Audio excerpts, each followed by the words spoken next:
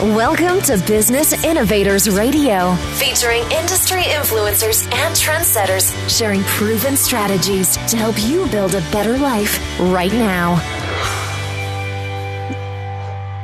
Hi, everyone. This is Tammy Patzer, and I'm really excited to introduce today's guest, Jay GABRANI.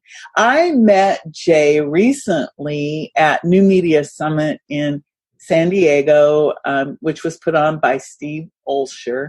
And it was funny because I was just telling Jay how I noticed him, and I'd see him around the room and go, oh, there's that finance guy, there's that prepared father guy. And then, of course, I had the opportunity to invite him to have a conversation with me today. So let me tell you a little bit about Jay. After his first child was born in 2005, Jay jumped into the world of real estate investing. Despite several challenges along the way, he built a multi-seven-figure real estate portfolio. That portfolio helped him take a multi-year sabbatical to deal with the heartbreaking personal tragedy when his wife passed away in 2014. This experience led Jay to reevaluate the purpose of his life while taking a multi-year sabbatical. Before his wife passed away, Jay thought he was financially prepared. After going through the experience of being the executor of his wife's estate, he realized he wasn't. Today, Jay makes an impact raising his 3 children and empowering fathers to secure their family's financial future as the founder of Prepared Fathers. He achieves this through one-on-one and group coaching programs and his daily podcast, A Minute with Jay. He is a frequent podcast guest and does a limited number of speaking engagements. And of course, you can find out more about Jay at his website, jgrabani.com. So first, I want to ask a question about 1 minute with Jay, because most podcasts, of course, are longer than a minute. And so that in itself is very intriguing to me. So tell me a little bit about that, and then we'll have our other conversation. Sure. Fantastic. Well, great to be with you, Tammy. Thank you for that intro. A Minute with Jay. It's very simple. I also realize there are a lot of podcasts out there, and they're very skilled people who are interviewing. I, for whatever the reason, I just seem to be much better answering questions than asking them. So I did want to do a podcast. So what I did was I focused on 1 minute episodes, and it's usually just a quote, an inspirational or a mindset quote. And I put maybe a little bit of my own experience behind that quote, and that's the end of the episode. So it's very quick. It's very simple. It helps with download numbers because people tend to download them a lot. And it's just something different. It's a 1 minute episode. Oh, I like that. That's similar to my daily success word of the day. When I first got started, I said, okay, I'm going to talk to someone about one word and what that person's definition is of that word. And our conversations, of course, went on for longer than a minute. Sure. But I really like that concept. And what you just said makes all the sense in the world. Because it's 1 minute, people can download it, listen to it, and it's like inspiration. That's it. Day. So you obviously have been a very successful real estate investor, and then life took a turn for you, and you discovered that even though you thought you were really financially prepared, I guess you found out you weren't. So tell me more about that. Sure. So I'll give you a little bit of a background. So got married 2004 and then 3 kids pretty quickly, 2005, 2007, 2009. So my wife and I, obviously very, very busy. We had kind of a traditional household. I was more the outwardly focused spouse, economics, business, bringing home money, etc. And she was super busy taking care of 3 young children and the household. Now, we were building a real estate portfolio together. I've been in business my entire adult life. So back in 2011, she had a slip and fall, little accident. And she went to the doctor. She wrenched her back. She went to the doctor the next day, and he prescribed her painkillers called Oxycontin. So now, Tammy, I mean, like, I get into this and I talk to this to audiences because I really believe in genuineness. Everyone goes through tough things. So I share this story. So hopefully it helps someone out there. She became addicted to those painkillers. Throw in, obviously, the young children, the really busy lifestyle. She also suffered from depression. Basically, we went on a very, very tough 3-year run from 2011 to 2014, where her addiction was getting worse, her depression was getting worse. And she made a decision back then in 2014 she basically decided that she didn't want to be here anymore. And she took her own life. So obviously, to have something like that happen in your life, much less with your spouse, it's very, very, very shocking. It's obviously very overwhelming. But because of the real estate portfolio that her and I had built together, I was able to take the next 4 years off just because, like I said, she was responsible for all the kids' things. I needed to now obviously step up and handle all of that stuff. So the business I was running at the time, it was a marketing agency. I shut it down. I phoned all my clients and just said, sorry, can't do it anymore. And I just focused inward, obviously to deal with my own mourning, but obviously really to help my children because they were 5, 7, and 9 when she passed away. So the whole thing about being prepared, I want the audience to realize that preparedness is not just about having a certain amount of money in order to handle these types of life's curveballs. It is about do you have the proper paperwork set up? Have you had the right conversations with people like an executor of your estate or a lawyer? That's where I meant where, yeah, I thought I was prepared because I had built a portfolio which had money in it. But I went through the experience of being the executor of her estate. And let's just say that I'm trained, by the way, as an accountant. I went to university for accounting. So I'm trained as an accountant. I've been a lifelong entrepreneur, and I've been a real estate investor since 2005. So you would think that paperwork and files and all this stuff, numbers, I'd be able to handle it with my background. I found it very difficult. So I went and talked to a lot of other fathers and parents and just said, like, what would happen if you went through an experience like this? And Tammy, the answers I got back were just not good. Like most fathers were just nowhere near prepared. Some of them didn't have a will. Some of them just didn't have any concept of it, even though they were responsible for their family finance. So that is where Prepared Fathers was born. I realized that had to change. There's so many fathers out there who just kind of, for lack of a better term, inherit the responsibility of finance. And they were never trained on it. Plain and simple. Unless they received a formal education in finance or commerce or something, most other fathers were never trained. They're brilliant guys doing all kinds of things, but they don't know this stuff. So that's where Prepared Fathers was born. I want to change that. And I want to help fathers secure their family's financial future by empowering them. So that's kind of the longer answer to what you asked, but I wanted to make sure your audience had context.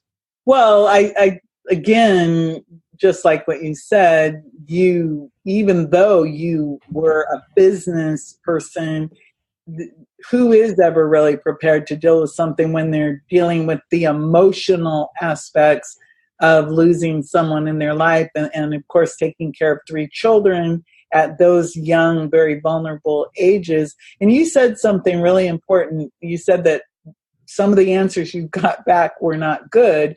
Yes. One of them was many people do not have wills. How important is it to have a will? If there's a more stressed word than vital, I don't know what it is. But if you have 2 things, if you have children and if you have assets of any sort, assets could be a house, a stock portfolio, a pension plan, etc., you must have a will. Simply because if something happens, here's one of the 2 things that's going to happen if you don't have a will. A, the government may take a much higher share of what's called like probate taxes or estate taxes, whatever it's called in your jurisdiction, because your wishes are not outlined. So they may apply some of their own rules, and that usually results in much higher taxes being paid.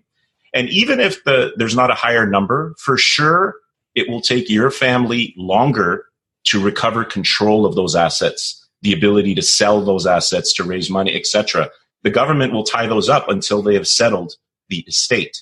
So if you don't have a will, but you have children and assets, that is just a very dangerous game you're playing.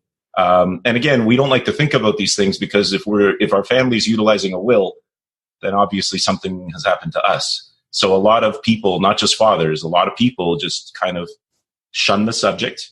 But I will encourage the audience at a very, very minimum, if you do not have a will, there's lots of sources you can go online. If you have a little bit bigger budget, you can go see a lawyer directly.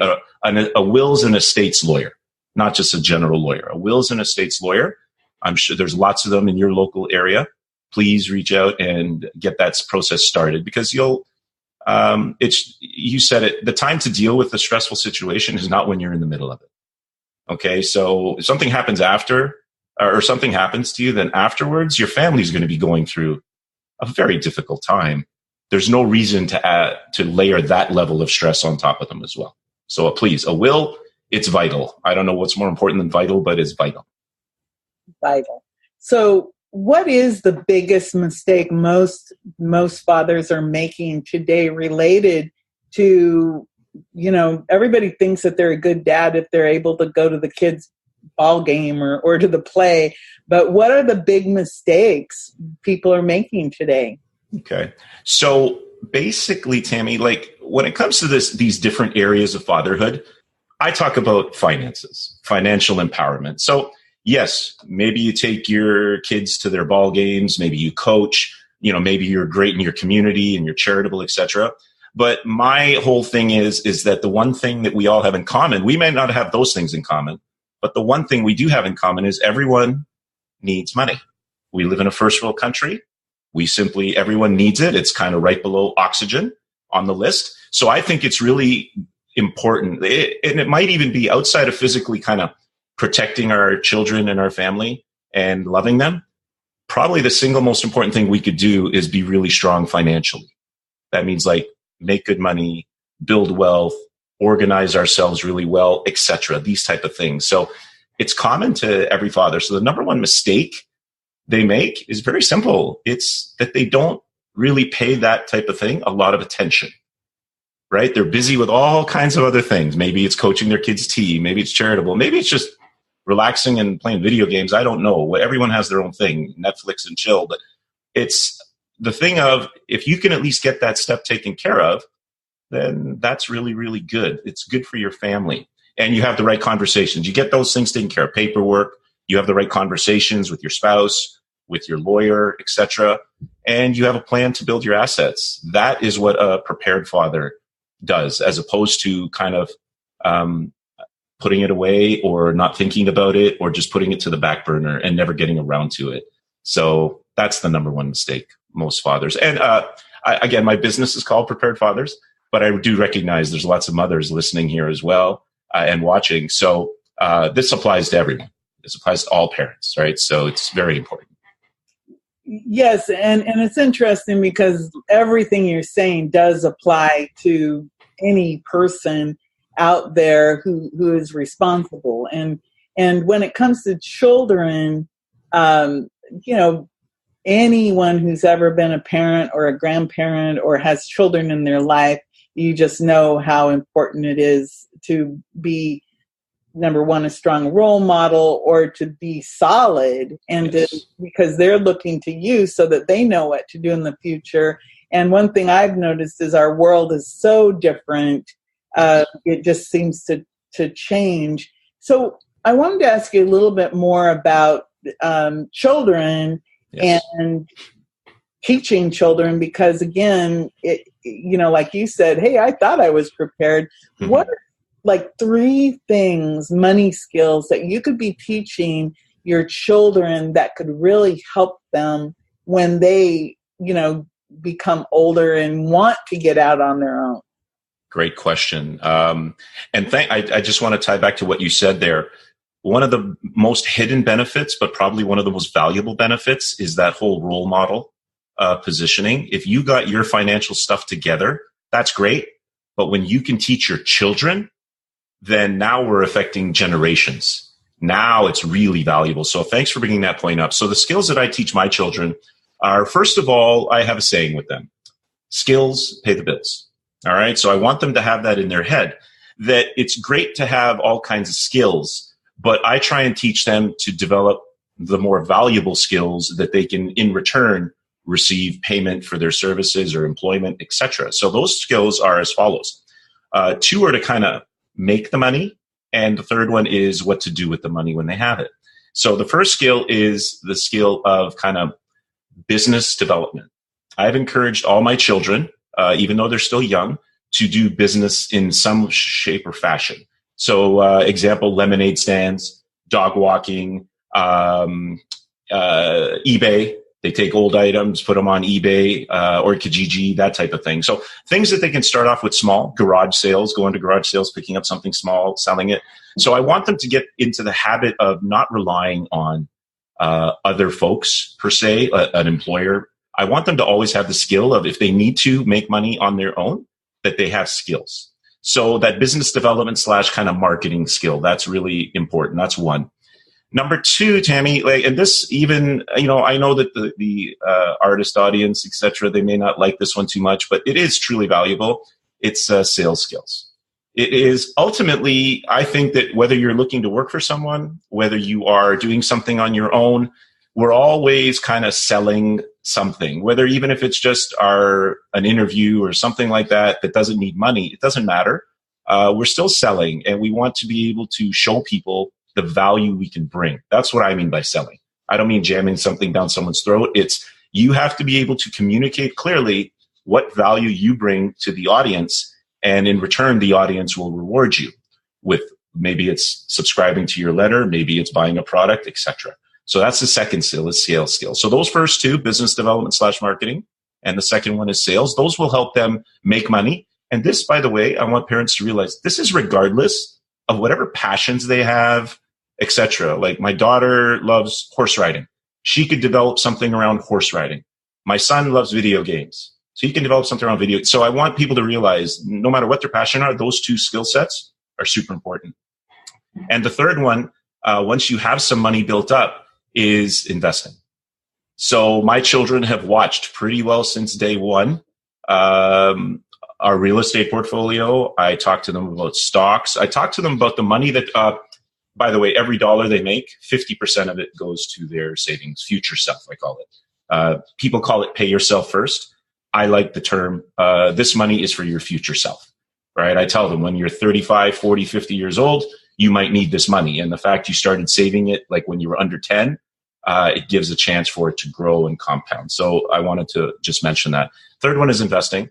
So they know that as they're building up their money, they are learning about different asset classes in a very simplistic way, right? Not in a detailed way yet, but they understand what a share is. They know that that's ownership of a company. They understand real estate, because most of our portfolio, by the way, is within a 5-minute drive of our house.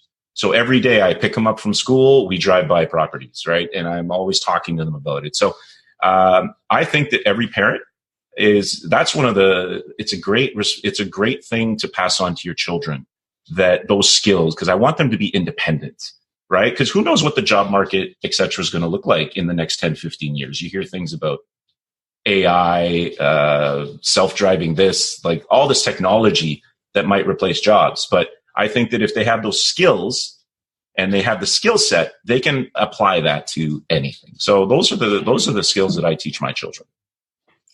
It's interesting as you were talking about that, I'm thinking to myself, those are also skills that adults need. Oh, yes.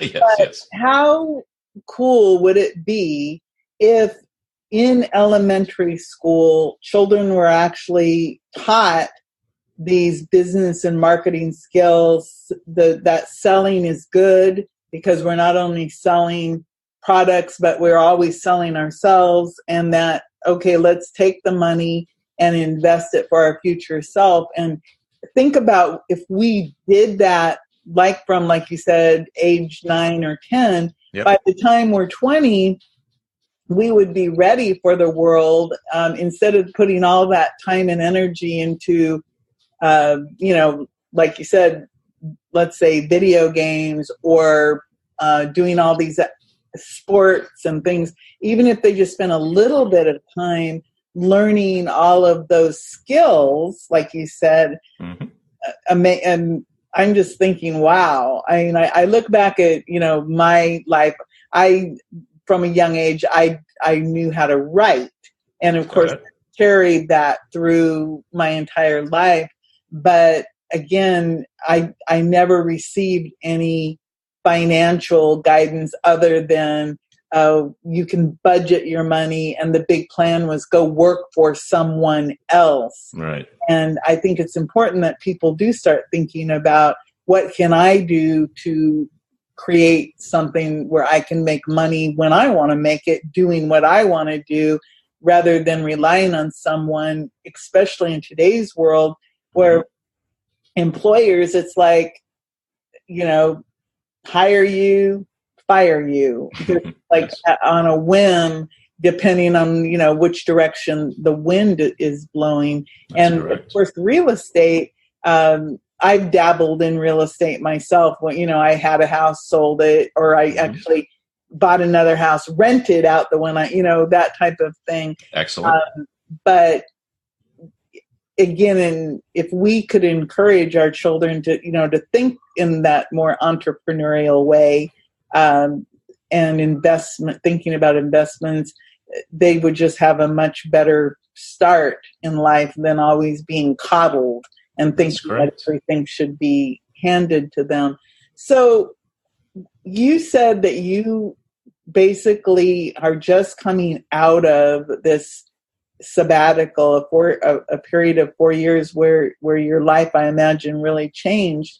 Yes. What were some of the big lessons that you came out of that 4-year period that you could share? Yes. Okay. That's a great question. The first one I want to talk about is something I call mountains versus molehills. Okay. When I started my real estate investing career, it was in 2007.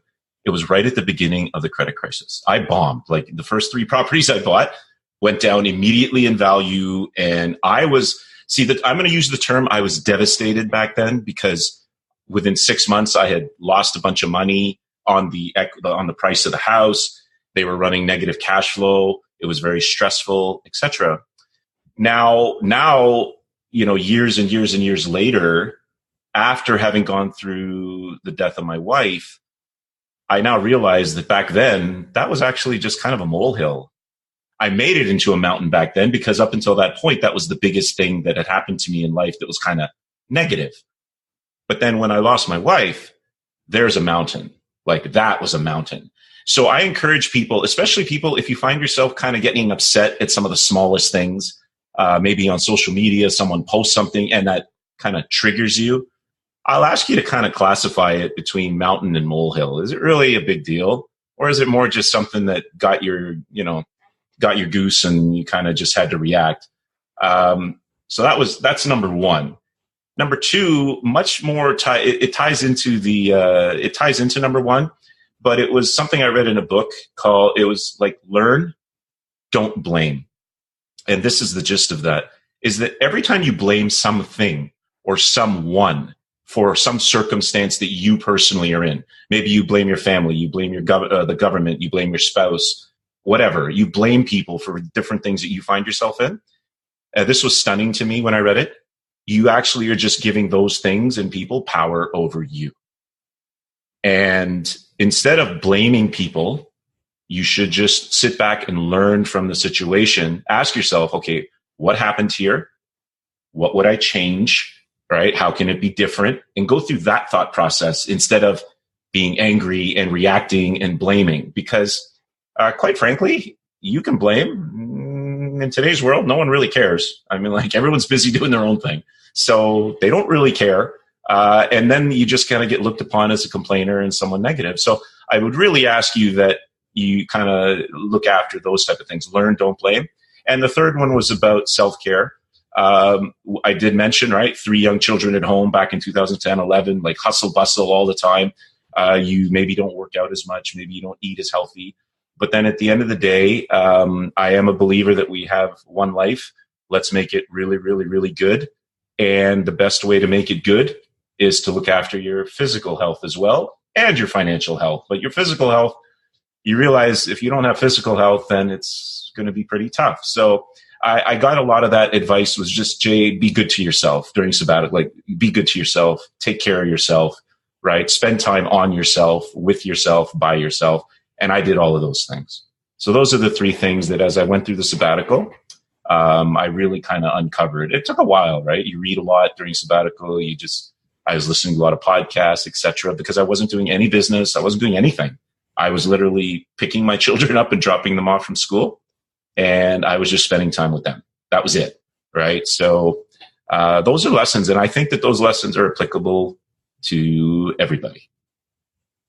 I agree. And again, in a way, you were really fortunate because you did have that money that allowed you to do that, because sometimes something like that could happen to someone and they don't have that money where they would have to continue going to work and taking care of the kids and doing all those different things. So it's good that you're able to share this lessons learned so that people could become prepared. And I think that is what makes your message so compelling is that, you're saying, okay, this happened, here I am, this is what I learned, and sharing it with other people so that they can become prepared. And like you said, you focus on fathers because you're coming from that perspective as a father. But everything you're saying is absolutely